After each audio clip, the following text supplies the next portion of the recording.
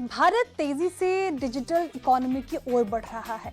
AI, cloud computing और data centre आज देश के डिजिटल भविष्य की नींव बन चुके हैं। लेकिन एक बड़ा सवाल हमेशा से रहा है, क्या भारत अपने डेटा और क्लाउड इंफ्रास्ट्रक्चर के लिए विदेशी कंपनियों पर निर्भर रहेगा या फिर एक स्वदेशी विकल्प भी तैयार होगा? इसी सोच के साथ शुरू हुई एक भारतीय कंपनी उठो क्लाउड, जो खुद को देश के शुरुआती home grown sovereign cloud platform में से एक बताती है।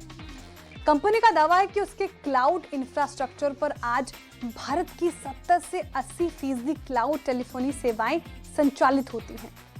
उठो क्लाउड न सिर्फ डेटा को भारत की सीमाओं के भीतर सुरक्षित रखने पर जोर देता है, बल्कि AWS, अजोर जैसे ग्लोबल प्लेटफॉर्म्स की तुलना में लागत कम करने का भी दावा करता है, कॉस्ट कम करने का भी दावा करता है।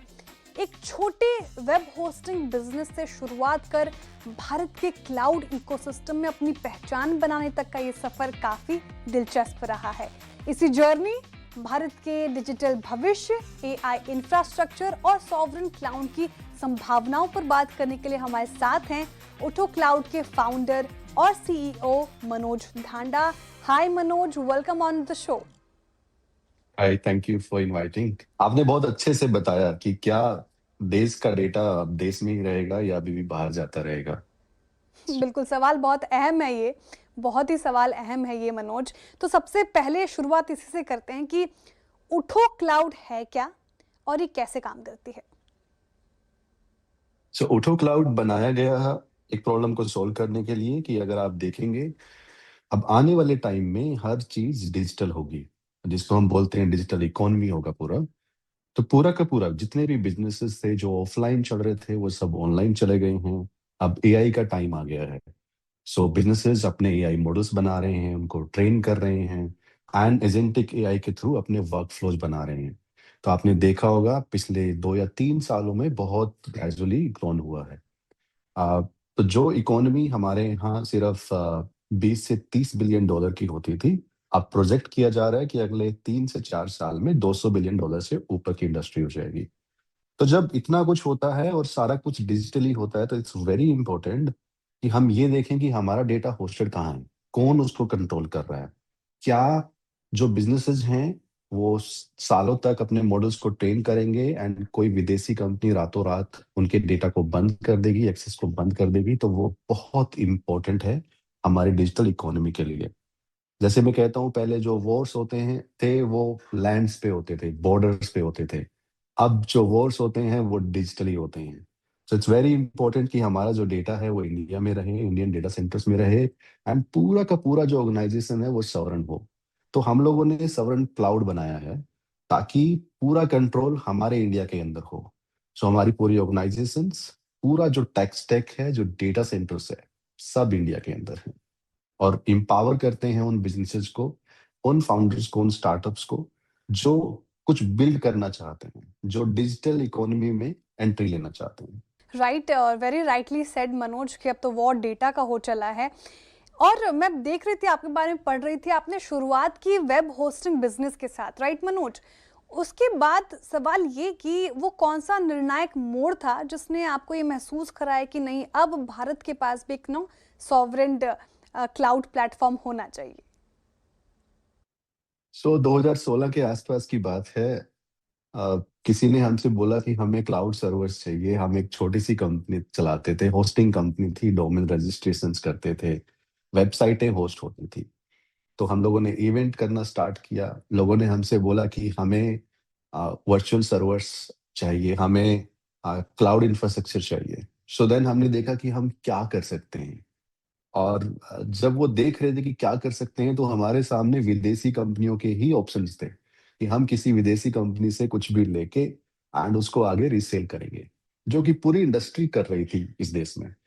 बट क्योंकि मैं टेक बैकग्राउंड से हूँ, मुझे टेक्नोलॉजी से काफ़ी प्यार था, तो मुझे ये लगा कि कहीं न कहीं शायद वो टेक बैकग्राउंड छूट जाएगा। मैं जस्ट एक ट्रेडिंग बिज़नेस कर रहा होगा। जैसे अगर आप देखेंगे आज के टाइम में 80% of the technology companies outside India से आ रही है। तो हमने कहा नहीं, चेंज करेंगे। तो उसके बाद 2 साल लगाया एंड देन 2018 में फिर उसको लॉन्च किया। फिर देन मल्टीपल इंडस्ट्रीज को ट्रांसफॉर्म करना शुरू किया, जैसे कि एक इंडस्ट्री है क्लाउड टेलीफोनी। हाँ। इंटरेस्टिंग मनोज। अच्छा मनोज, क्योंकि हम कुछ सोचते हैं और एग्जीक्यूट करते हैं, उसमें ज़मीन और आसमान का फ़र्क हो जाता है। उसको सोचने से एग्जीक्यूट करने में टाइम लगता है। आपने अभी मेंशन हम्म। किया जब ग्लोबल जायंट ऑलरेडी इस स्पेस में प्रेजेंट है, AWS, माइक्रोसॉफ्ट एज्योर, गूगल के क्लाउड्स, तो ये आत्मविश्वास कहाँ से मिला आपको कि नहीं इस स्पेस में भारत की कंपनी कुछ कर सकती है? एक एक जिद आई कहीं से, और वो जिद क्या आई, जब हम लोगों ने ये डिसाइड किया ना कि हम लोग बनाएंगे, तो बहुत सारे लोग हंसने लगे हमारे ऊपर। बहुत सारे लोग आते थे उन्हीं ब्रांड से, एंड बहुत सारे लोग इन्फ्लुएंस भी करने की कोशिश करते थे कि नहीं यार, इंडिया का प्रोडक्ट नहीं होता अच्छा, हमेशा बाहर की चीजें अच्छी होती है। तो कई बार होता है ना कि आपके दिमाग में कुछ क्लिक करता है कि क्यों ऐसा बोल रहे हैं लोग, क्यों ना अपोजिट चला जाए, क्यों ना उस सोच को बदला जाए। तो उस टाइम आई थिंक वो जिद बन गई कि नहीं, अब करके दिखाना है। अभी इस ऑर्गेनाइजेशन का जो नाम रखा गया बाद में, उसको रीब्रांड किया गया उठो के नाम से, क्योंकि हमेशा से हम इंसान एक कंफर्ट जोन में बैठे होते हैं। राइट। इनफैक्ट मनोज, मैं इसी पे आ रही थी कि ये उठो नाम अपने आप में यूनिक है, मतलब सिंपल है लेकिन हम्म। सोचने पे मजबूर करता है कि उठो आपने क्यों रखा। जी अपनी बात पूरी कीजिए और ये भी जरूर बताइएगा कि आपने उठो क्यों रखा है इसका नाम। तो मैंने देखा एक पैटर्न डिफरेंट था बाकी लोगों से, वो ये था कि हम लोग कंफर्ट जोन में नहीं रहे, हमने चैलेंज लिया कि नहीं करेंगे ना। अगर हम इंडियन सब कुछ चला सकते हैं, बड़ी से बड़ी ऑर्गेनाइजेशन चला सकते हैं, तो यहाँ कर क्यों नहीं सकते। और तभी फिर वो नाम आया कि क्यों ना उस कंफर्ट जोन से उठा जाए। तो मैंने सोचा कि हम लोगों का शायद वही वैल्यू सिस्टम रहा है स्टार्टिंग से, तो क्यों ना वो वैल्यू सिस्टम हमेशा हमारे पार्टनर्स, कस्टमर और पूरी इंडस्ट्री को दिया जाए। तो एक नाम हमारा जो पहले होता था माइक्रो होस्ट क्लाउड होता था, तो वो इंडियन नाम लगता नहीं था। उठो नाम जो है वो टेक्नोलॉजी नाम लगता नहीं है। बट एज ए ह्यूमन अगर आप देखेंगे, तो वो हमेशा हम यूज करते हैं डे टू डे लैंग्वेज में। कभी भी कोई इंसान हार जाता है तो वो कहता है, उसका दोस्त बोलता है, उसके घर वाले बोलते हैं, उठो यार आगे बढ़ो, कुछ कर सकते हो। तो एक इंस्पिरेशन आया वो, देन वी लाइक कि हम इसी को करेंगे, इसी को ब्रांड नेम बनाएंगे। बहुत इंस्पायरिंग स्टोरी है इस नाम के पीछे और काफ़ी मोटिवेट किया है आपने CNBC आवाज़ के दर्शकों को। वैसे मनोज, आप ये भी दावा करते हैं कि कंज्यूमर ग्लोबल हाइपर स्केलर्स की कंपैरिजन में आप 60%, 60% लागत कॉस्ट बचा सकते हैं। तो बिना परफॉर्मेंस, रिलायबिलिटी से समझौता किए हुए आप कॉस्ट एडवांटेज कैसे देते हैं? सो एक बड़ा चैलेंज है बाकी विदेशी हाइपर स्केलर्स के साथ। वो चैलेंज है कि उन लोगों ने जो कॉस्टिंग दिया है आज के टाइम में, वो ग्लोबल कॉस्ट दिया है। सो बेसिकली हम बैठे इंडिया में हैं, बट इंडियन लोग आज भी जब वहां से सर्विसेज लेते हैं, तो वो बाहर के विदेशी प्राइस के अकॉर्डिंग करते हैं। मैं एक एग्जांपल देता हूँ, बड़ा सिंपल एग्जांपल है। जैसे अगर आप सेम एक मैकडोनल्ड्स का बर्गर इंडिया में लेते हो, तो आपसे 2-2.5 हजार, $2-2.5 में वो यहाँ पे मिल जाएगा अच्छे से अच्छा। सेम चीज अगर आप आउटसाइड इंडिया लेते हो, यूएस में जाके लेते हो, यूरोप में लेते हो, वही सेम बर्गर आपको $15 से $20 का मिलता है। So it is not about कि यहाँ के और वहाँ के बर्गर में कोई फर्क है। फर्क सिर्फ ये है कि वो प्राइजेस जो है वहाँ की इकोनॉमी के हिसाब से रखा गया, इसलिए वहाँ पे कॉस्टली चीज है, यहाँ पे सस्ते में दिया गया। लेकिन क्लाउड में ऐसा नहीं है। क्लाउड में अगर आप देखेंगे, जो प्राइजेस ग्लोबली रख दिए उन लोगों ने, वो सेम प्राइस वो लोग सबको दे रहे हैं। इंडिया के लिए स्पेशली कोई कम प्राइस किया नहीं है। तो हमने कहा कि ऐसा क्यों, मतलब ये वाली चीज क्यों है कि बाकी प्रोडक्ट्स यहाँ पे ठीक रेट में मिलते हैं, क्लाउड सही रेट में क्यों नहीं मिल रहा है। तो हम लोगों ने सेम डेटा सेंटर्स यूज किए जो वो क्लाउड जाइंट भी यूज करते हैं। सेम डेल एंड एचपी के सर्वर्स यूज किए, एंड नाउ इंडिया के अंदर भी एएमडी एंड एचपी सर्वर्स बनना शुरू हो गए हैं। I am very happy for that कि वो पूरा मेक इन इंडिया हो रहा है अभी। एंड जो टेक्नोलॉजी है, सिमिलर टेक्नोलॉजी यूज की जो वो वाले प्रोवाइडर्स यूज करते थे। सो बेसिकली वो सेम रिलायबिलिटी का हमने ध्यान रखा कि अगर डेटा सेंटर्स के अंदर कोई होस्ट है, तो कभी भी इंटरप्राइज को ये ना लगे कि मैं कोई छोटे डेटा सेंटर में तो नहीं जा रहा। तो वो सेम डेटा सेंटर्स हम लोगों ने यूज किए, tyre 3 tyre 4 data centres. Same quality के जो हाई परफॉर्मेंस के साथ टेस्टिंग होके R&D होके हार्डवेयर बनता है डेल एंड एचपी से, उनको हमने यूज किया as a hardware. And then networking stack is similar from these Indian telcos, जिसमें टाटा है, जियो है, आपका वोडाफोन है, एयरटेल है। तो उन सब से हम लोगों ने पीरिंग किया, बैंडविड्थ लिया। जो वर्चुअलाइजेशन टेक्नोलॉजी थी, कुबरनेटिस क्लस्टर्स थे, वो सब कुछ हमने प्रोवाइड कराया। तो बात सिर्फ ये थी कि सेम चीज़ देनी है, इंडिया के कोस्ट के हिसाब से देनी है, ना कि हम लोग भी बाहर का प्राइसिंग लगा के यहाँ पे दे दें। दूसरी जो कंसर्न और चिंता होती है भारत में सिक्योरिटी को लेकर, डेटा हुँ। लोकलाइज और डिजिटल सॉवरेनिटी को लेकर जो चिंताएं हैं भारत में, उस ऐसे माहौल में एक इंडियन ओन्ड क्लाउड इकोसिस्टम का होना कितना इम्पोर्टेंट है और इसको लेकर क्या काम होना चाहिए? आपकी समझ क्या कहती है? प्रोवाइडर्स को क्या देखना है वहाँ पे? हम जैसे लोग क्या देखते हैं कि हम क्या दिया जाए, जहाँ पे यूज़र आके अपनी चीज़ों को सिक्योर कर पाए। जो इंफ्रास्ट्रक्चर वो होस्ट कर रहा है, जो एआई मॉडल्स चला रहा है, जो एप्लीकेशंस चला रहा है, ईआरपी चला रहा है, उसको वो सिक्योर कर पाए। तो उसके लिए हमें क्या करना होता है, फिजिकल लेयर की सिक्योरिटी हो जाए, डेटा सेंटर्स, तो वहाँ पे हम almost same data centre tyre 3, tyre 4 जिसमें 7 लेयर ऑफ सिक्योरिटी होता है। यानी अगर आपको मेन गेट से सर्वर हॉल तक जाना है, तो 7 लेयर्स को पार करना होता है लगभग। उसके बाद आता है डिजिटल, क्योंकि जब डिजिटल है, इंटरनेट से कनेक्टेड है, तो कोई भी कहीं से भी अटैक कर सकता है। किसी भी चीज़ को वल्नरेबिलिटी चेक कर सकता है एंड देन उसको वल्नरेबल बना सकता है, उसको हैक कर सकता है। तो उसके लिए होता है हमारे पास web application firewalls, hardware firewalls होता है, and then we also provide IPsec tunnels and then customer वहाँ पे क्या करता है, उन चीज़ों को इम्प्लीमेंट करता है, सिक्योर करता है, अपने एनवायरनमेंट को टेस्ट करता है, ताकि बाहर से कोई भी रिक्वेस्ट ना आ पाए, कोई भी ऐसा अटैक ना आ पाए। तो सिक्योरिटी बहुत, बहुत, बहुत इम्पोर्टेंट है।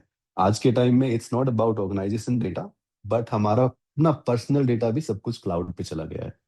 आप जितने भी विदेशी मॉडल्स देख लीजिए, चाहे वो क्लाउड है, चाहे वो चैट जीपीटी है, कोई ऐसा इंसान नहीं होगा जिसने अपना डेटा वहाँ पे नहीं डाला होगा। चाहे वो एक फ़ोटो को चेंज करने के लिए डाला हो, अपनी एक स्टोरी लिखने के लिए डाला हो, क्वेश्चनरी बनाने के लिए डाला हो, हर कोई यूज़ कर रहा है।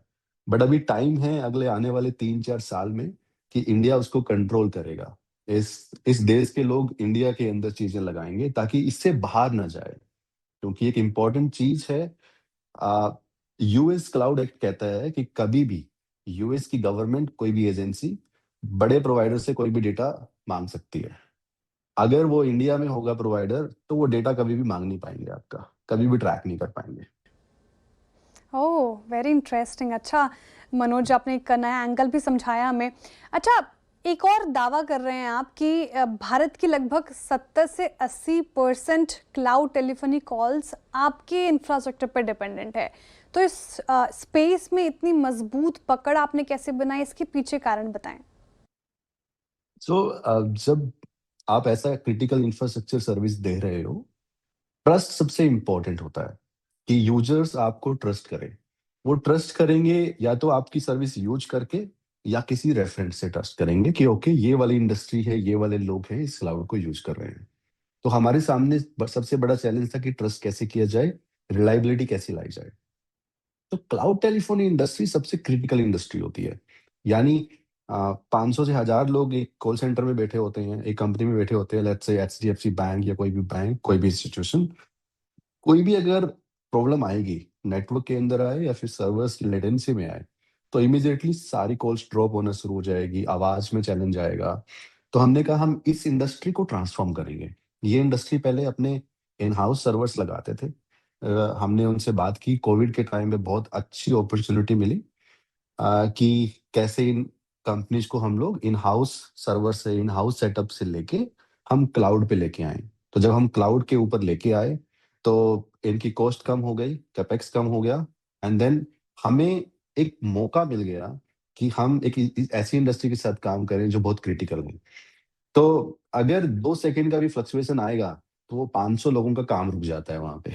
और वैसा इंफ्रास्ट्रक्चर अगर आप बना लेते हो, देन फिर कोई भी ईआरपी, कोई भी सीआरएम, कोई भी बड़े से बड़े एलएलएम्स आप होस्ट कर सकते हो। क्योंकि आपने प्रूव कर दिया कि यस, आपका इंफ्रास्ट्रक्चर अगर ये हैंडल कर सकता है, तो दुनिया का कोई भी यूज़ केस हैंडल कर सकता है।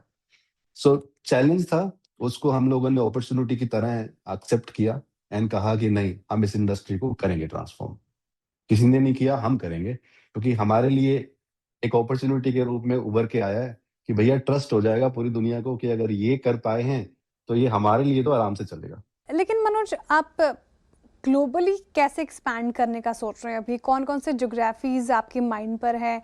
अगर कोई भी ग्लोबल प्रोवाइडर्स को यूज़ कर रहा है, आज वो बहुत ही आराम से पूरे कॉन्फिडेंट के साथ इंडिया में अपना डेटा, अपने वर्कलोड्स को ला सकता है। सेम तरीके से ऑपरेट करेगा जैसे वहाँ करता है। फ़र्क इतना होगा कि कॉस्ट कम हो जाएगी लोगों की। कॉस्ट कम होगी तो आपको ले ऑफ नहीं करने पड़ेंगे। कॉस्ट कम होगी तो आपके प्रोजेक्ट्स जो हैं थोड़े लंबे चलेंगे। आप इनोवेशन अगर करेंगे, तो कॉस्ट की परवाह किए बिना इनोवेशन कर पाएँगे। और अगर एआई की हम बात करें, मॉडल्स की बात करें, तो यहाँ पे जीपीयूज़ की cost is very, very high. तो वहाँ पे हम लोग बहुत अच्छे से सपोर्ट कर सकते हैं स्टार्टअप्स को और या कोई भी एंटरप्राइज़ है। बात रही कि हम इसको स्केल कैसे करेंगे आगे, क्या प्लान्स हैं हमारे? तो हम लोग फिलहाल इंडिया पे बहुत ज़्यादा फ़ोकस है, इंडियन मार्केट को, क्योंकि इस देश के लिए ये चीज़ बनाई गई थी। तो हमारा फ़ोकस रहेगा कि इस देश में पहले सबसे ज़्यादा इम्पैक्ट किया जाए। मेरा ड्रीम है कि अगर कोई इंडियन कस्टमर किसी से भी रेफ़रेंस माँगे कि सर्वर कहाँ से लिया जाए, तो वो बोले कि भारत की ये वाली कंपनी है, यहाँ से जाके सर्वर ले लीजिए। नो मैटर वो उठो होगा एक ब्रांड या नए-नए जो भी ब्रांड्स आ रहे हैं उनमें से कोई एक होगा। बट सपना है कि लोग इंडियन प्रोवाइडर्स को उस तरीके से देखें, तो वो चेंज करना है हमें। उसके बाद हम ग्लोबली जाएँगे एंड ग्लोबली इम्पैक्ट करेंगे। हुँ। हालाँकि इस प्रश्न में मेरा अगले सवाल का थोड़ा उत्तर छुपा हुआ है, लेकिन फिर भी मैं पूछना चाहूँगी 2030 तक उठो को कहाँ देख रहे हैं आप? आपका लक्ष्य क्या है? उठो एक सॉवरेन प्रोवाइडर बनेगा या फिर ग्लोबली क्लाउड इंफ्रास्ट्रक्चर ब्रांड बनेगा? अ, उठो सॉवरेन क्लाउड ही बनेगा। जैसे इंडिया के लिए अभी हम इम्पैक्ट डालेंगे, सो हमारा प्लान है कि हम लोग एयर गैप सॉल्यूशन बनाएँगे। तो there are lot of countries जिसको अपना सॉवरेन क्लाउड बनाना है, तो वो उठो की हेल्प से अपना सॉवरेन क्लाउड बना पाएँगे। तो बहुत सारे टेलीकॉम कंपनीज़ होती है डिफरेंट कंट्रीज़ में। उनको अपना क्लाउड बनाना है अभी, उनको डिजिटल इकोनॉमी के अंदर कुछ नया इनोवेशन करना है। तो वहाँ उठो जाके खुद अपने इंफ्रास्ट्रक्चर लगाएगा, ये प्लेटफ़ॉर्म पूरा वहाँ पे एयर गैप सॉल्यूशन में दे पाएगा, जिससे वो वाली कंट्री इंडिया की तरह अपना सॉवरेन क्लाउड लॉन्च कर पाएगी। तो उस तरीके से हम लोग विज़न देख रहे हैं। Not just as a infrastructure company, but कैसे हम लोग इस प्लेटफ़ॉर्म को as a air gap solution sovereignty की तरह किसी भी कंट्री को दे सकते हैं, ताकि वो लोग भी अपने आप में कॉन्फिडेंट हो, कंट्रोल्ड हो, उनको कभी ऐसा ना हो कि जैसे रसिया के साथ हुआ था कि सैंक्शन लगा, तो एज़्योर ने सारी सर्विसेज़ निकाल ली थी। एक डेडलाइन दे दी कि इस डेट के बाद हम लोग सर्व नहीं कर पाएँगे। और कोई भी एंटरप्राइज़ अगर चल रहा है तो बहुत क्रिटिकल होता है रातों-रात वो माइग्रेशन करना, अ, वो इंश्योर करना कि मेरा जो इंफ्रास्ट्रक्चर चल रहा है, मेरी टीम के लिए चल रहा है या मेरे कस्टमर्स के लिए चल रहा है, वो एज़ इट इज़ चले जो चलता आ रहा है सालों से। सो हमारी कोशिश ये रहेगी कि दुनिया में फिर हर किसी को हम लोग सॉवरेन क्लाउड दे पाएँ, ताकि पूरा कंट्रोल लोग अपने मॉडल्स, अपने इंफ्रास्ट्रक्चर पर रख पाएँ। हो सकता है। बहुत शुक्रिया मनोज जी, आज हमारे साथ जुड़ने के लिए।